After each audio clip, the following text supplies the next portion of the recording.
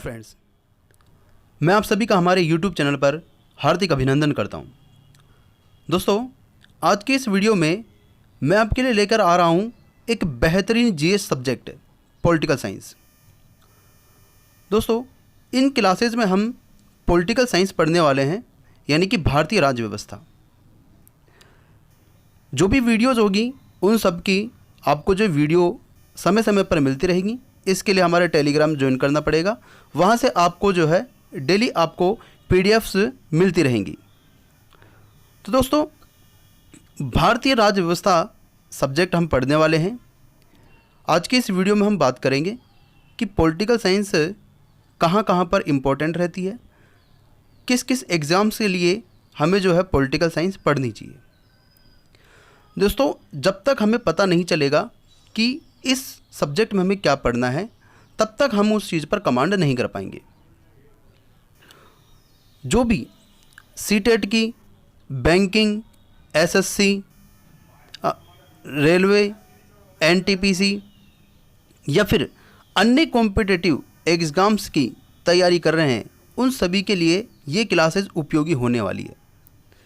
हर एक competitive exams में 3 से 4 क्वेश्चन देखे जाते हैं, जो कि हमारे एग्जाम से हिसाब से काफ़ी अच्छा खासा वेटेज है। तो दोस्तों, राज्य व्यवस्था की बात करते हैं। राज्य व्यवस्था को पढ़ने से पहले हमें इसका मतलब पता होना चाहिए। तो दोस्तों, ये है राज्य व्यवस्था। अगर मैं इसमें से राज्य को हटा दूं और यहाँ पर लिख दूं घर व्यवस्था, ठीक है। अब यहाँ पर घर व्यवस्था का मतलब होता है ऐसी व्यवस्था जो घर को सुचारू रूप से चलाए। एकदम आपको बेसिक से कराया जाएगा दोस्तों, टेंशन मत लीजिए। अब यहाँ पर आपका वर्ड आया है राज और व्यवस्था। राज का मतलब होता है शासन करना और व्यवस्था का मतलब होता है नीति या फिर व्यवस्था, मैनेजमेंट। तो यहाँ पर राज्य व्यवस्था का मतलब होता है कि शासन को सुचारू रूप से चलाना। शासन को सुचारू रूप से चलाना ही क्या है? राज्य व्यवस्था है। समझ में आया दोस्तों? क्लियर है? चलिएगा आगे बढ़ते हैं। अब बात करते हैं कि हम आने वाले क्लासेस में क्या क्या हम पढ़ने वाले हैं, इसके सिलेबस के बारे में बात करते हैं, ताकि हमारे एक भी नंबर ना छूटे। जैसे कि मैंने आपको कहा कि 3 से 4 क्वेश्चन पॉलिटी के देखे जाते हैं हर एक कॉम्पिटिटिव एग्जाम्स में। तो दोस्तों, हम सबसे पहले संविधान के इतिहास की पृष्ठभूमि देखेंगे। उसमें हम जो है इस चीज़ को 2 भागों में बांटेंगे। एक तो कंपनी शासन और एक आपका ताज का क्राउन शासन, ब्रिटिश ताज शासन। यहां से हमारी पूरी स्टोरी बनेगी संविधान की। चलिए, इसके बाद में हम पढ़ने वाले हैं भारतीय संविधान का निर्माण। भारतीय संविधान के निर्माण में हम संविधान सभा का गठन करेंगे। संविधान सभा की कार्य प्रणाली किस प्रकार से थी, उसकी समितियों के बारे में अध्ययन करेंगे कि किस प्रकार से हमारी समिति ने काम करा। तो हमारा दूसरा टॉपिक हो जाएगा संविधान का निर्माण हम करेंगे। चलिए, इसमें हमारे 3 जो है मुख्य टॉपिक रहेंगे संविधान में। एक तो संविधान के मुख्य स्रोत रहेंगे, कौन सा कानून हमने किस देश से लिए, ये हमारे लिए इम्पोर्टेंट रहेगा।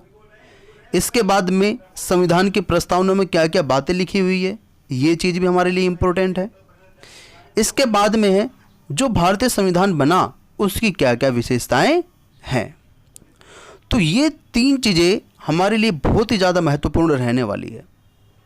चलिए दोस्तों, इसके बाद में हम बात करेंगे संघ और इसका राज्य क्षेत्र। संघ और इसका राज्य क्षेत्र के बारे में अनुच्छेद 1 से अनुच्छेद 4 तक में जो है इसकी चर्चा की गई है। इसमें बताया गया है कि भारत जो है राज्यों का संघ है। राज्यों का पुनर्गठन कैसे होगा, राज्यों की सीमाओं का निर्धारण कैसे होगा, राज्यों का नामकरण कैसे होगा, राज्यों में बदलाव कैसे हो सकता है, ये सभी बातें हम जो है संघ एवं इसके राज्य क्षेत्र में करने वाले हैं। इसके अलावा राज्य कैसे बनते हैं, केंद्र शासित प्रदेश कैसे बनते हैं, इन सब का भी हम अध्ययन यहाँ पर जो है डिटेल से एकदम जानेंगे। एक भी प्रश्न हमसे नहीं छूटेगा। चलिए, इसके बाद में हमारा एक बेहतरीन टॉपिक आएगा नागरिकता। नागरिकता कैसे ली जा सकती है, नागरिकता को कैसे त्याग सकते हैं, कितने प्रकार से त्याग सकते हैं, कितने प्रकार से हम नागरिकता भारत की ग्रहण कर सकते हैं, अर्थात नागरिकता ले सकते हैं। इसके बारे में हम जो है अनुच्छेद 5 से लेकर 11 में जो है अध्ययन करेंगे। एक एक अनुच्छेद करेंगे दोस्तों, टेंशन मत लीजिएगा। चलिए, इसके बाद में हम बात करेंगे मौलिक अधिकारों के बारे में। मौलिक अधिकार हमने कहाँ से लिए, कौन से मौलिक अधिकार में कौन सी बातें बोली गई है, शुरुआत में कितने मौलिक अधिकार थे, अब कितने मौलिक अधिकार रह गए हैं, मौलिक अधिकारों से रिलेटेड जो भी आपके कानून है वो कौन बना सकता है, इन सब का हम जो अध्ययन करने वाले हैं। इस टॉपिक से दोस्तों काफ़ी बार क्वेश्चन पूछा जाता है। चलिए, इसके बाद में हम जो है आगे बढ़ेंगे और बात करेंगे राज्य के नीति निर्देशक तत्व। ये जो है आपके राज्य के नीति निर्देशक तत्व कहाँ से लिए, अनुच्छेद 36 से लेकर 51 तक इसका हम अध्ययन करने वाले हैं। एकदम इसका भी जो डिटेल से अध्ययन करेंगे, यहाँ से भी काफ़ी बार एग्जाम्स में आया हुआ है। इसके बाद हम बात करेंगे मूल कर्तव्य। मूल कर्तव्य कहाँ से लिए, हमारे लिए क्यों इम्पोर्टेंट है, इन सभी बातों को हम जो है इस वाले चैप्टर में एकदम डिटेल से पढ़ने वाले हैं। चलिए दोस्तों, फिर उसके बारे में बात करेंगे हम संसदीय व्यवस्था। हमारी जो संसद है वो उसकी संरचना क्या होगी, उसका चुनाव कैसे होगा, क्या क्या इसके अधिकार हैं, इसकी शक्तियों के बारे में बात करेंगे, इसके कितने भाग हैं, उन सब के बारे में हम अध्ययन करने वाले हैं। इसका भी एकदम जो हम डिटेल से अध्ययन करेंगे दोस्तों। चलिए, उसके बाद में हमारा एक टॉपिक आएगा संघीय व्यवस्था। संघीय व्यवस्था क्या है, ये व्यवस्था हमने कौन से देश से ली है, इसके अर्थ के बारे में, इसकी विशेषताओं के बारे में एकदम डिटेल से अध्ययन करेंगे। चलिए दोस्तों, फिर हम बात करेंगे आपातकाल के प्रावधान की। देश में आपातकाल कैसे लगाए जा सकते हैं, कितने प्रकार के आपातकाल होते हैं, आपातकाल की व्यवस्था हमने कहाँ से ली है, इन सब का भी हम जो है एकदम डिटेल से अध्ययन करेंगे। राष्ट्रपति आपातकाल लग जाएगा तो क्या होगा, वित्तीय आपातकाल लग जाएगा तो क्या होगा, इन सब के बारे में हम जानेंगे दोस्तों। उसके बाद में हम जो है राष्ट्रपति के बारे में जानेंगे। अनुच्छेद कौन से के तहत जो है भारत का राष्ट्रपति होगा, इसकी शक्तियाँ और महाभियोग के बारे में हम जानेंगे। चलिए दोस्तों, इसके बाद में हमारा टॉपिक रहेगा जी उपराष्ट्रपति। उपराष्ट्रपति कैसे बनेगा, क्या इसकी योग्यता रहती है, क्या इसकी शक्तियाँ रहती है, किस प्रकार से ये कार्य करता है, इन सभी के बारे में हम जो है उपराष्ट्रपति में अध्ययन करने वाले हैं।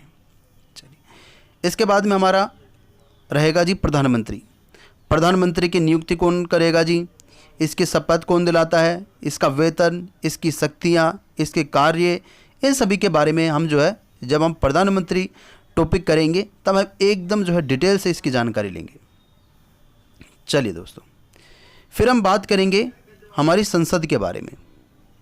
संसद जो है कितने भागों से मिलकर बनी होती है, इसकी संरचना कैसी होगी, इसमें शून्यकाल, प्रश्नकाल, ये सभी चीज़ें क्या होती है, कौन से अनुच्छेद के तहत भारत में एक संसद होगी, इसका हम जो है जब ये चैप्टर पढ़ेंगे तो एकदम डिटेल से इसके बारे में अध्ययन करेंगे। चलिए, फिर हम बात करने वाले हैं हमारे उच्चतम न्यायालय की, अर्थात सुप्रीम कोर्ट की। सुप्रीम कोर्ट कब बना, इसकी शक्तियाँ क्या क्या है, कहाँ कहाँ पर ये कानून बना सकती है, इन सब के बारे में हम जो है डिटेल से अध्ययन करेंगे इस टॉपिक में। फिर हम बात करेंगे राज्यपाल की। राज्य में जो राज्यपाल रहता है उसकी नियुक्ति कौन करता है, इन सभी के बारे में हम अध्ययन करने वाले हैं। मुख्यमंत्री के बारे में बात करेंगे, राज्य मंत्री परिषद के बारे में, इनकी शक्तियों के बारे में, इनके कार्यों के बारे में। फिर आपका एक छोटा सा टॉपिक रहेगा विधानमंडल, विधानमंडल की शक्तियाँ, इसके क्या क्या कार्य होंगे, कौन से अनुच्छेद के तहत राज्य में विधानमंडल होगी, इन सभी का हम अध्ययन करने वाले हैं। अंतिम क्षणों में हम जो है आपकी पंचायती राज के बारे में बात करेंगे, नगर निगम के बारे में बात करेंगे। पंचायती राज में कौन कौन से काम होंगे, कहाँ कहाँ पर पंचायती राज होगी, नगर निगम के कार्य क्या होंगे, कहाँ कहाँ पर नगर निगम होगी, ये सभी हम जो है इनका भी जो है एकदम डिटेल से अध्ययन करने वाले हैं। चलिए, अंत में हम जो है आपका संविधान के जो है संवैधानिक निकाय कौन कौन से हैं, इन सभी के बारे में हम देखने वाले हैं। ठीक है जी। जैसे कि आपका जो है इलेक्शन कमीशन है। इलेक्शन कमीशन क्या है? एक संवैधानिक निकाय है। इसके अलावा कुछ गैर संवैधानिक निकाय भी होते हैं, जैसे कि आपका नीति आयोग। नीति आयोग एक गैर संवैधानिक निकाय है। तो इन दोनों के बारे में भी हमें अध्ययन करना जरूरी है। तो दोस्तों, ये सभी चीज़ें, इसके अलावा भी एक दो टॉपिक अगर रहेगा तो वो सभी हम जो है कर लेंगे, जो करंट के होंगे। ये सभी वो टॉपिक्स है जो हमारे एग्ज़ाम्स के हिसाब से बहुत ही बेहतरीन टॉपिक है। काफ़ी बार इन्हीं टॉपिक से जो है क्वेश्चंस पूछे जाते हैं, इसलिए ये सभी टॉपिक आप सबके लिए बहुत ही इम्पोर्टेंट है। तो दोस्तों, आज की वीडियो में इतना ही। आज हमने देखा हमारा सिलेबस है। अगली वीडियो में हम जो है प्रॉपर रूप से क्लास स्टार्ट कर देंगे। आशा करता हूँ आपको वीडियो पसंद आया होगा। अगर वीडियो पसंद आया है तो वीडियो को लाइक और शेयर करना ना भूलें। मिलते हैं नेक्स्ट वीडियो में, तब तक के लिए धन्यवाद।